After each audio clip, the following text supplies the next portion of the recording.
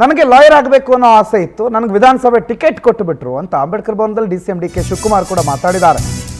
ವಿದ್ಯಾರ್ಥಿ ನಾಯಕತ್ವ ಬಹಳ ಸ್ಟ್ರಾಂಗ್ ಇತ್ತು, ಆದರೆ ನಾನು ಲಾಯರ್ ಆಗಬೇಕು ಅಂತ ಕನಸು ಕಟ್ಕೊಂಡಿದ್ದವನು. ಆದರೆ ನಾನಿವತ್ತು ನಿಮ್ಮ ಮುಂದೆ ನಿಲ್ಲೋ ದಿವಸ ಬರೋದಕ್ಕೆ ಕಾರಣ ಆಗಿದ್ದು ಅವತ್ತು ನನಗೆ ಸಿಕ್ಕಿದ್ದ ವಿಧಾನಸಭೆಯ ಟಿಕೆಟು. ವಿದ್ಯಾರ್ಥಿ ನಾಯಕತ್ವದಲ್ಲಿ ನಾನು ಬಹಳ ಸ್ಟ್ರಾಂಗ್ ಇತ್ತು. ಆದರೆ ಈಗ ಬೆಳಿಗ್ಗೆ ಎದ್ರೆ ಇಡಿ, ಐಟಿ, ಸಿಬಿಐ ನೋಟಿಸ್ಗಳು ಬರ್ತಾವೆ.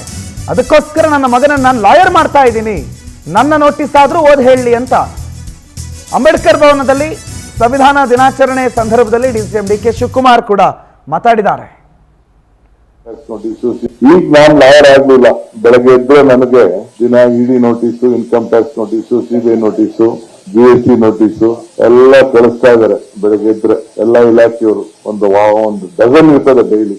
ಅದಕ್ಕೆ ನನ್ನ ಮಗಂಗೆ ನೀನಾರು ಮಾಡೋ ಲಾಯರ್ ಬರೀ ನೋಟಿಸ್ ಓದ್ಬಿಟ್ಟು ಸಾಕು ಅಂದ್ಬಿಟ್ಟು ಈಗ ನನ್ನ ಮಗನ್ನ ಲಾಗೆ ಸೇರಿಸಿದ್ದೀನಿ.